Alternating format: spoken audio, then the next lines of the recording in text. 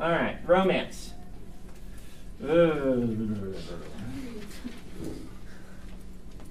Romance is what. Hey, what different readers want regarding this is going to differ wildly depending on the genre and subgenre you're writing. Okay, I think the best thing I learned for making a romance realistic was what I learned about making characters realistic. I keep coming back to that concept, but when a character is there just for a romance to occur, the romance felt unengaging because it's a character, falling in love with a cardboard cutout.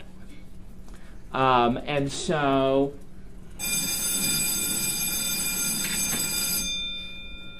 boy, what can I say about romance? Yeah.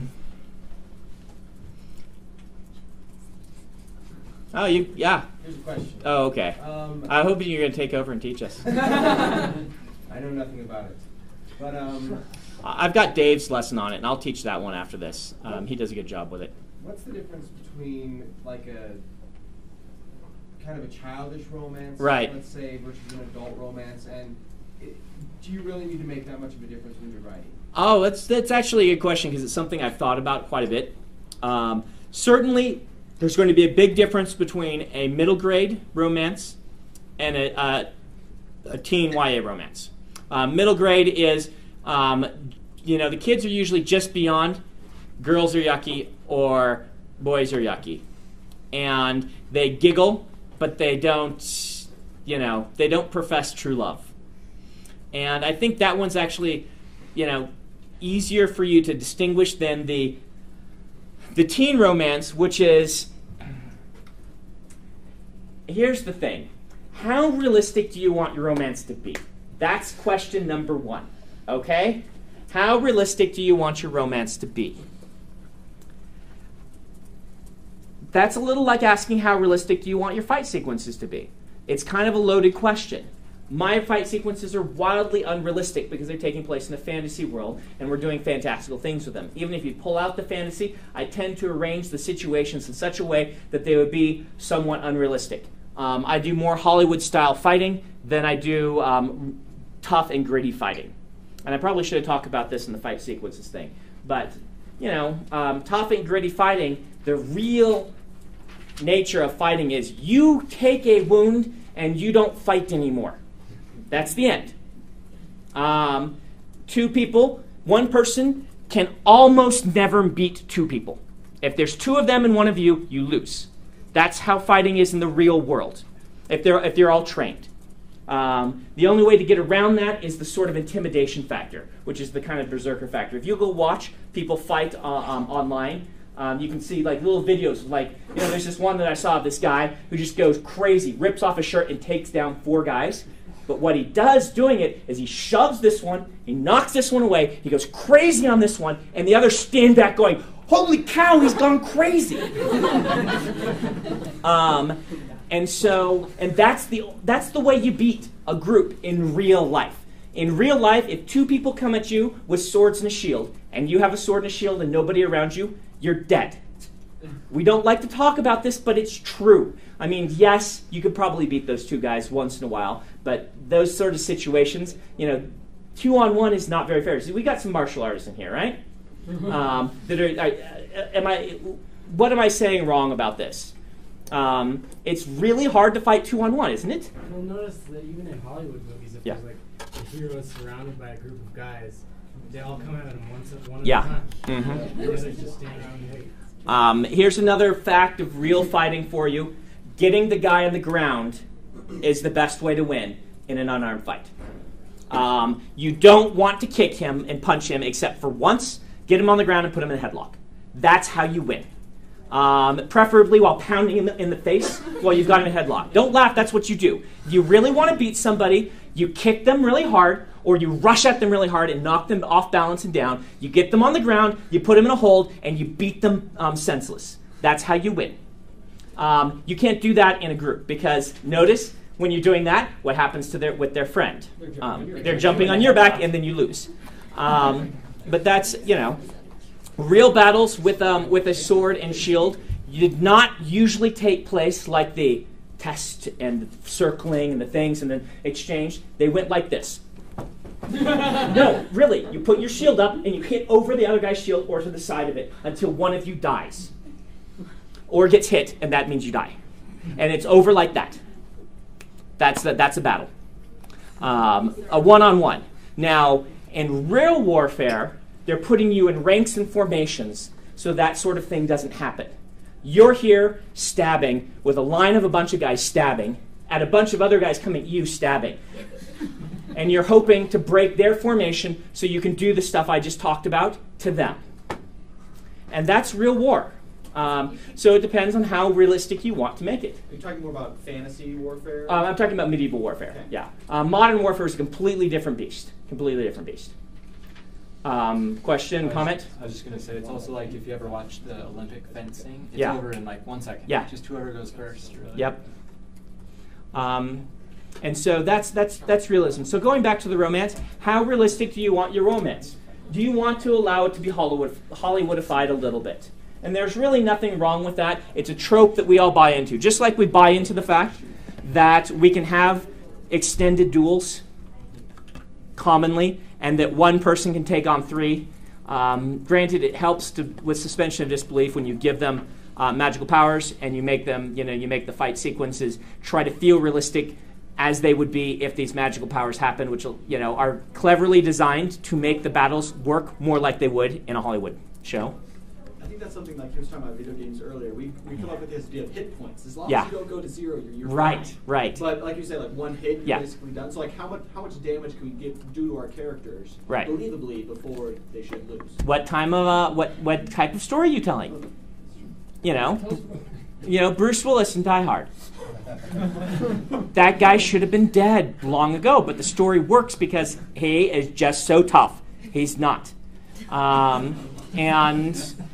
Realistically, you take a wound in your arm and you're out of fighting for, 6 months? You don't fight again for 6 months. You take a wound in the side, you don't fight again for 6 months. Or maybe longer. You're down. That's it. You take a wound in the leg and you can't march.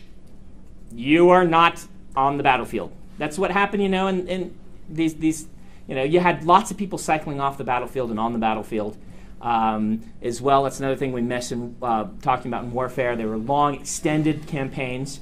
And a lot of warfare is about not actually fighting. A lot of warfare is about intimidating the other people, getting in position to fight, and then having the quick clash and seizing a little bit of ground, or losing a little bit of ground, or attacking a supply line. Very rarely did they actually have the big battles. They did still happen, that were just like everyone runs at each other, and at the end of the day we count who's alive the most. Most armies will break after 10% casualties. You see 10% of your friends fall in this rank, and holding that rank gets really hard because it's breaking apart. And when the rank breaks, you know that you're dead. And so you break first and run, and that's what armies were about, is making sure you didn't break first and run. And both sides will be taking a bunch of losses. And both sides, no one was winning. Both sides were losing. One just broke first. That's very frequently what would happen. So if you want to write sequences like this, don't listen to me, because I've learned to fake it. I fake it well enough, and then I give it to experts who tell me what I'm doing right and wrong. Go research it for yourself, because there'll be things I've said today that are true in some cases, but not true in a lot of other cases. And you'll just have to know it. Let's do talk about really the romance, though. How realistic do you want your romance to be?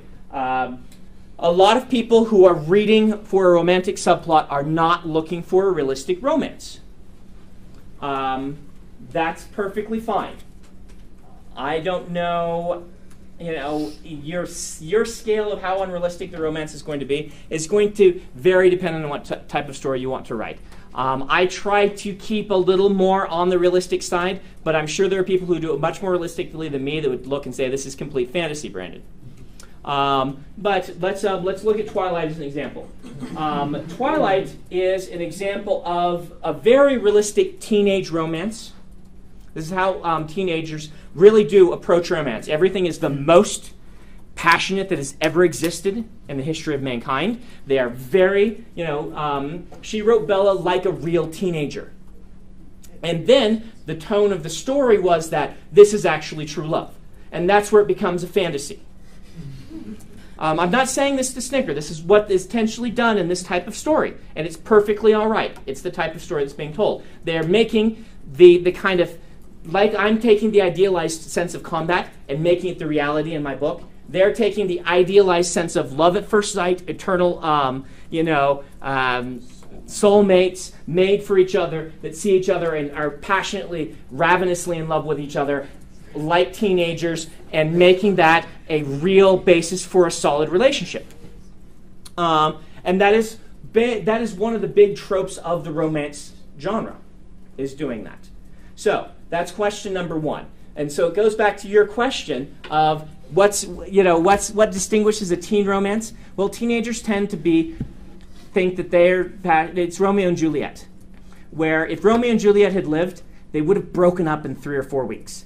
That's what the show doesn't talk about. Am I right, parents of teenagers? That's how it goes. I guess there aren't a lot of parents of teenagers in here. Yeah. What's that? Yeah, we all got one. But that's how it goes, and that's what Romeo and Juliet skipped. And so, what's a real romance like? Well, you've probably been through some of them. Real romances involve a lot of trying to guess what the other person's thinking and being wrong. They involve a lot of doing dumb things for what you think are good reasons, but really aren't. They involve a lot of kind of fumbling and kind of, all of this sort of stuff. And you can make a really deep and powerful romance that way, but it takes a lot of work. And so sometimes the quick and easy romance is a better fit for a story. One of the things that Dave Wolverton talked about with romances is a concept he called braided roses. He says one of the most fulfilling archetypes for a reader is to have two characters. This works not just for romance. So two characters who are forced to be together in a way that together they look beautiful, like a pair of roses, but they each have such personality quirks and such that they rub each other the wrong way, and they jab the thorns into each other. So they're like a pair of braided roses. Like I said, the reader can get a sense over time that they're beautiful together, and the characters can get a sense eventually that they're beautiful together. But at the beginning, it's just about those thorns. You've read stories like this, I assume. This is a very well-used archetype, but it's something to pay attention to. The two people who don't get along very well at the start, but are forced to travel to each other and come to a mutual respect and even love for one another. It works just as well with buddy cop type stuff as it does with romance. So that is one approach to writing a romance. That's not how most romances really are. That's a fanciful version too. It's a nice one. I like that one. I use that one, but it's a fanciful one. Real romances really are more like, I could probably go out with her. Yeah, this is all right. Maybe she's not interested. Maybe I'm not interested. Okay, we'll go out again. Yeah, I'm interested. I'm really interested. Oh, but am I coming on too strong? Oh, is she coming on too strong? I mean, that's how it is. We joke about women overthinking things, but men do too. And remember just to make your characters, rather than fulfilling gender tropes.